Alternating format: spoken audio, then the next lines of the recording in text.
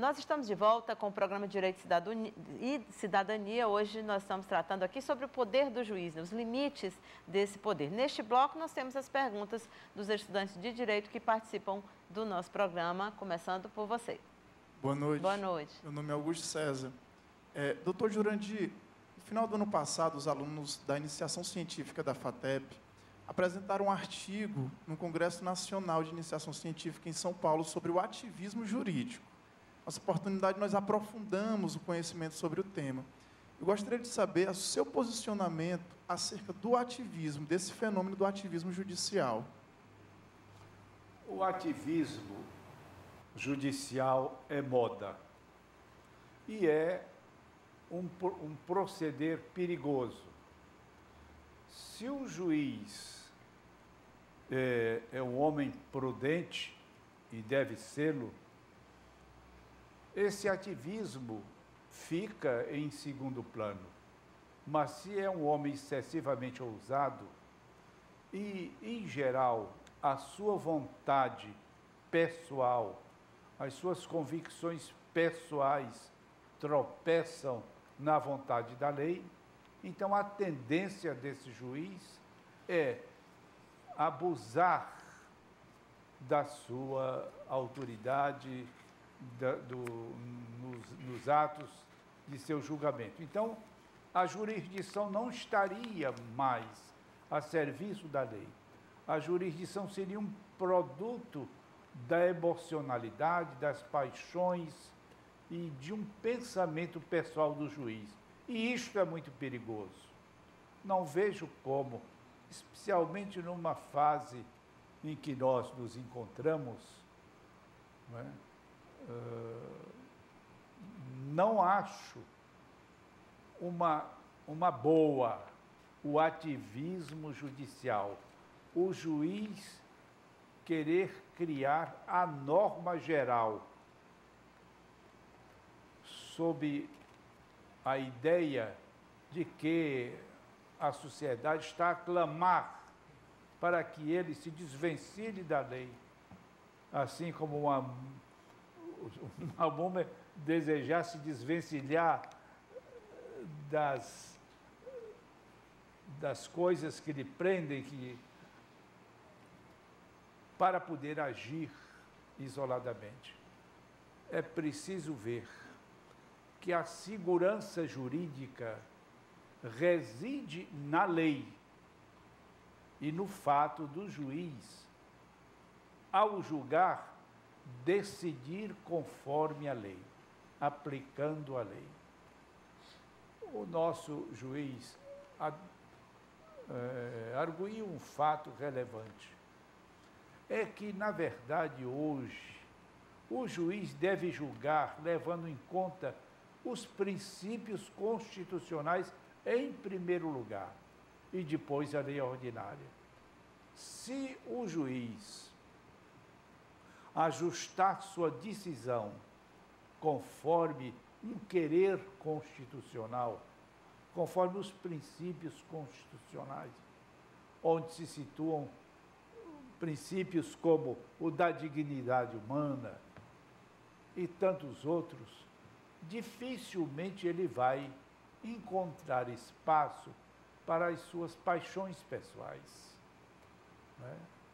Além do mais, ao julgar, ele tem que fazer uma caminhada. O julgar é uma caminhada. E essa caminhada, essa estrada, chama-se processo. Se ele quer atropelar o direito positivo, criando um direito que ele entende que é justo, ele termina atropelando também os princípios processuais, como o do devido processo legal, que não se conforma o devido processo legal apenas com os seus aspectos formais, mas o princípio legal justo. Isso quer dizer que o juiz, ao julgar, precisa, repito, de muita serenidade e de muita prudência e de muita calma. Então, ele tem que aplicar o direito vendo, naturalmente, os fatos sociais sobre os quais vai agir. E encontrar nesse entrechoque o processo é um procedimento dialético. Um diz uma coisa, outro diz outra coisa. E aquilo que dizem se choca. Não é? Mas ele deve encontrar neste jogo dialético um caminho que seja não só, e eu não estou defendendo a aplicação literal, a fase da aplicação formal, explícita da lei, e ninguém quer saber nem o que é que acontece fora disso, também já passou. Até que Alvenda, no início do século XX, não é? Entendia que é preciso o juiz aplicar a lei, mas aplicar de um modo justo. Vamos lá para a próxima pergunta? De modo que é isso. Desculpa. Boa noite. Meu nome é Guilherme e eu vejo que quando o juiz se utiliza da lei para fazer a aplicação nos julgamentos, quando ele faz uma interpretação mais extensiva, visando abranger alguns pontos que não vêm explícitos na lei, ele pode sim estar utilizando do ativismo, mas eu vejo também que ele pode estar ajudando, de certa forma, o Poder Legislativo a olhar alguns pontos que devem ser abordados, já que o Judiciário trabalha muito com casos concretos. Eu gostaria de saber a opinião de vocês acerca dessa interpretação extensiva da lei na aplicação. Pedir para o doutor Rogério comentar, tá bom? Os métodos de interpretação da norma, né, a gente conhece o método gramatical, lógico, teleológico, histórico, enfim. Não é, como o doutor Jurandir falou, a interpretação mais indicada, a interpretação literal, que é o método gramatical, é o método mais falho e mais simples que tem para interpretar.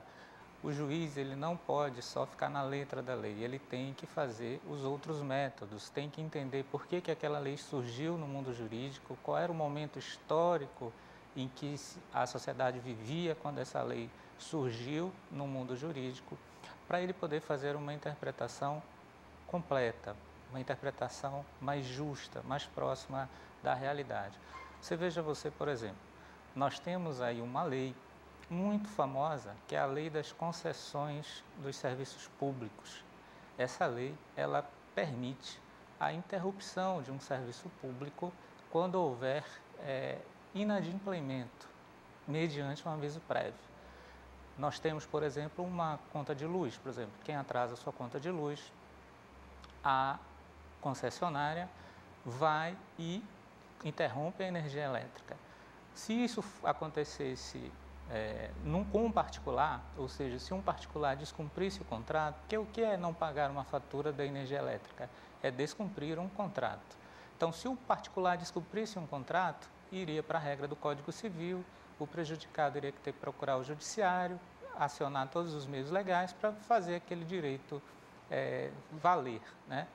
E o que acontece quando um consumidor, por exemplo, descumpre um contrato de energia elétrica, que é um serviço essencial? Diz a lei própria, da Lei das Concessões, que a energia elétrica, a concessionária, ao invés de procurar o Poder Judiciário, ela pode ir propriamente e interromper o serviço, sem necessidade do Poder Judiciário intervir nesse contrato que foi descumprido.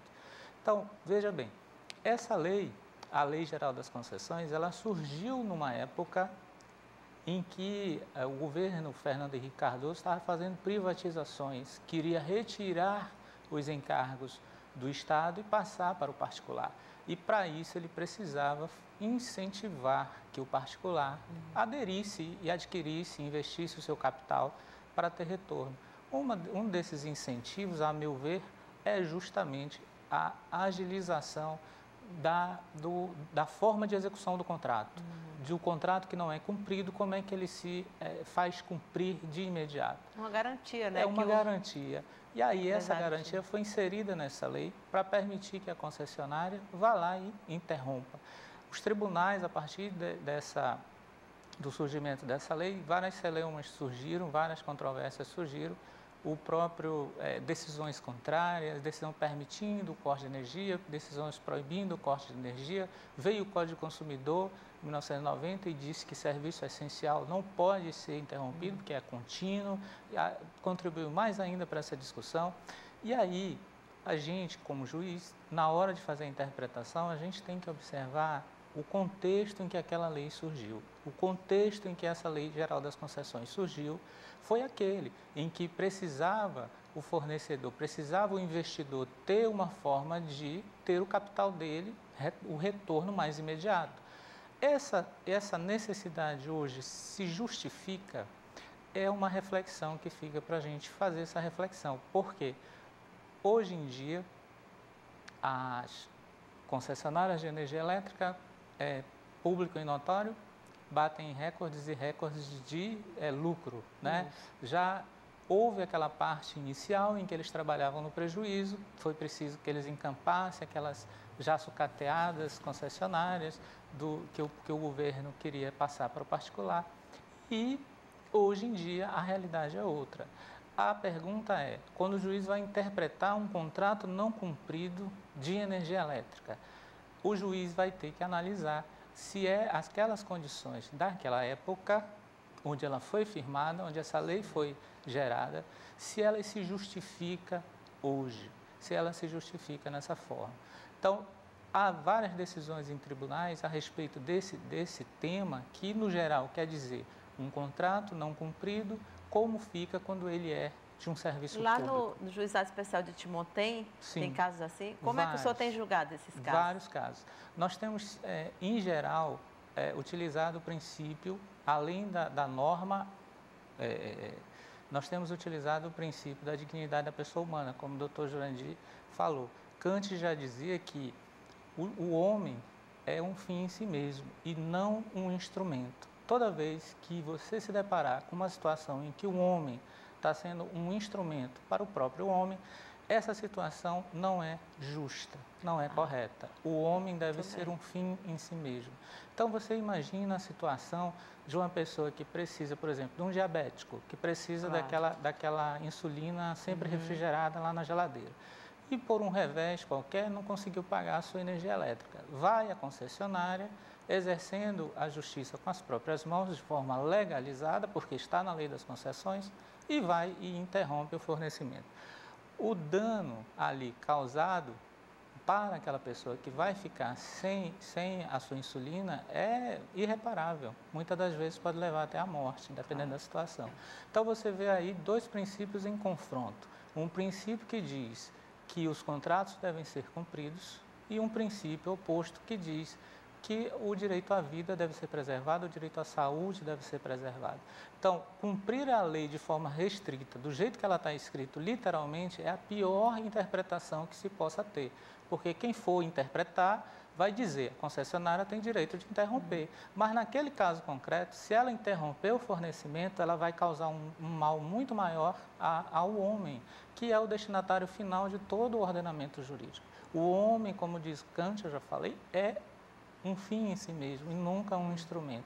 Então, na interpretação da norma, a interpretação literal é a mais pobre possível, não deve se fixar na interpretação literal, deve-se buscar os outros métodos de interpretação e, antes de mais nada, verificar se a norma ela está respeitando a Constituição. A Constituição prega nos seus pilares, a do artigo 1º, o princípio da dignidade humana, que diz que aquilo que eu já falei, o homem é um fim em si mesmo e nunca um instrumento. Todas as vezes que a gente observar num contrato não cumprido que o homem é um instrumento, a gente, como Poder Judiciário, deve intervir, salvo com perdão das interpretações contrárias, mas eu creio que sim, deve intervir nesse contrato, deve entrar nesse contrato e deve aplicar a esse contrato o efeito mais correto possível, mais justo possível. porque senão nós vamos violar frontalmente a Constituição nos seus pilares básicos, que é a dignidade da pessoa humana. Mas aí, meu juiz, você não estaria fazendo aplicação literal, obviamente, você estaria aplicando a Constituição Federal. É uma interpretação sistêmica. Você não estaria desobedecendo ou negando vigência àquela lei das concessões, que admitia justiça com as próprias mãos. Não é? Então, a sua interpretação é corretíssima. Você teve o cuidado de buscar a justiça e não permitir um mal maior. Não é verdade? Essa interpretação não é ativismo jurídico, digamos assim, do mal, mas do bem. E esse ativismo jurídico é o cumprimento exato da norma constitucional. Portanto, não há ativismo. Ativismo é quando o juiz cria a norma, uma outra norma para ele julgar de acordo com ela. Ele não criou, porque a Constituição já existe. Existe. E aí o protagonismo é do cidadão, né? E não do juiz, no caso, né? Vamos para... Pois não. Boa noite, primeiramente. Meu nome é Hércules Alcântara. Sou da faculdade FATEP também, faço o curso de Direito lá, no quinto período. Primeiramente, pegando a deixa de princípios, e tem um artigo no Código de Processo Civil, que é o artigo 131, que diz que o juiz apreciará livremente o processo. E esse livremente foi abolido, né? Com o nosso, que vai vigorar agora em março de 2016, o novo Código de Processo Civil, e que o juiz agora ele vai ter que fundamentar tanto a parte vencedora quanto a parte perdedora. E você, juiz Rogério, né? Como juiz investido no cargo de um cidadão, né? Autoridade pública, o que seria, o que você considera uma norma, uma evolução para o Poder Judiciário, ou restringiu mais a parte do advogado de recorrer? Porque vai diminuir a questão dos recursos, porque vai ter que fundamentar e bem fundamentado, né? Depois a Arielle também pode, também a Arielle pode. É direto para você essa aí, Arielle. Pode responder, doutor. Obrigada. Eu acho louvável até esse novo posicionamento. É importantíssimo um juiz ter o compromisso de fundamentar as suas decisões, fugindo de uma decisão vaga, de uma decisão omissa. É importantíssimo que ele encontre fundamentos suficientes para que ele tome aquela decisão, independentemente quem vá atingir, independentemente qual lado ele irá, de certa forma, desagradar. E quanto à classe dos advogados, é um ganho para a nossa classe, porque difícil é você ir a certa discussão quando você não tem um parâmetro para a mesma.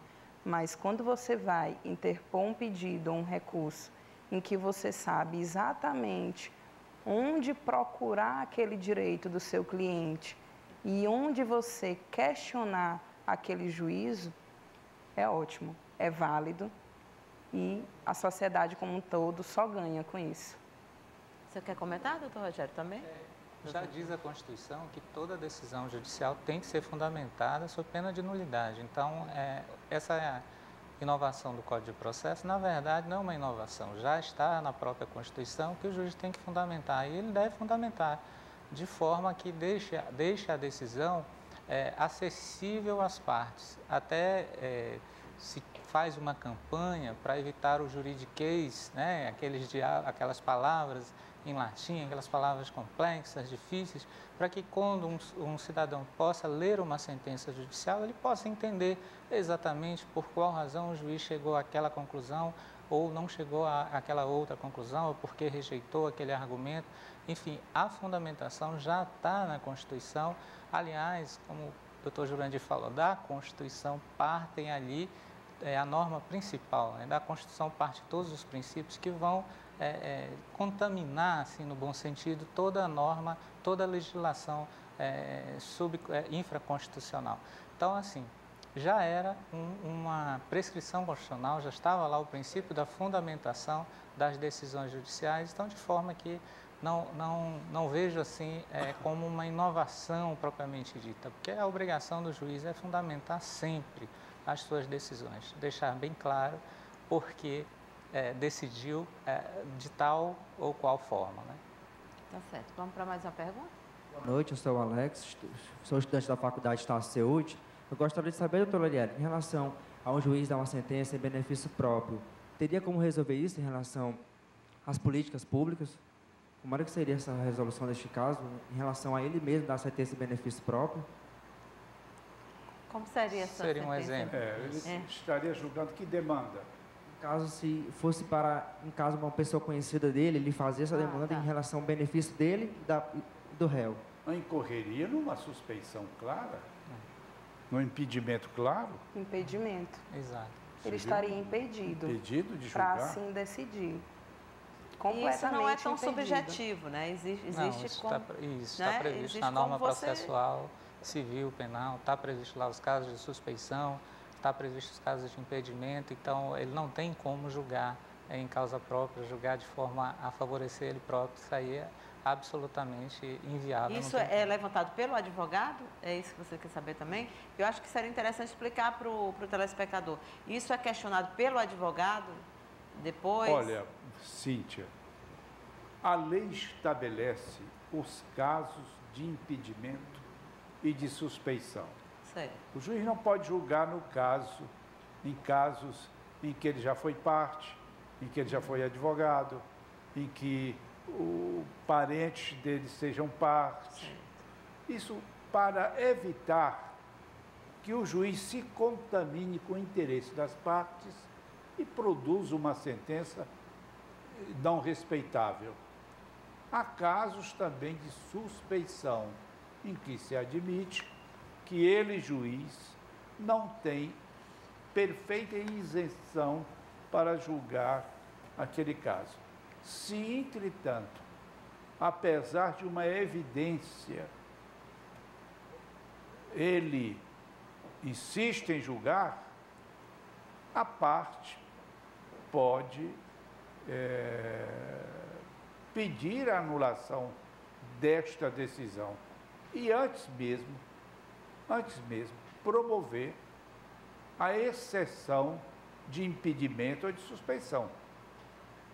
Essas exceções de impedimento ou suspeição têm que ser manifestadas de logo. Se eu sei que aquele juiz, na verdade, tem uma parenta dele que é parte, enfim, se é um caso de suspeição, ou de impedimento, ou mesmo de suspeição, eu devo, antes de que ele julgue, arguir a suspeição para retirá-lo do processo. Porque, na verdade, o juiz, como ele é um cidadão, ele vai estar investido na autoridade pública, representando o Estado. E ele estando representando o Estado na presença do juiz, na verdade, como juiz, ele não vai estar impedido, na verdade, de entrar com algum processo ou representar alguém no Poder Judiciário. Gente, nós temos que ir para o intervalo. Na volta, se vocês ainda quiserem falar desse assunto, a gente pode retomar, mas é porque chegou o tempo aqui desse bloco. No próximo, vocês terão direito a mais perguntas, tá? Voltamos já já.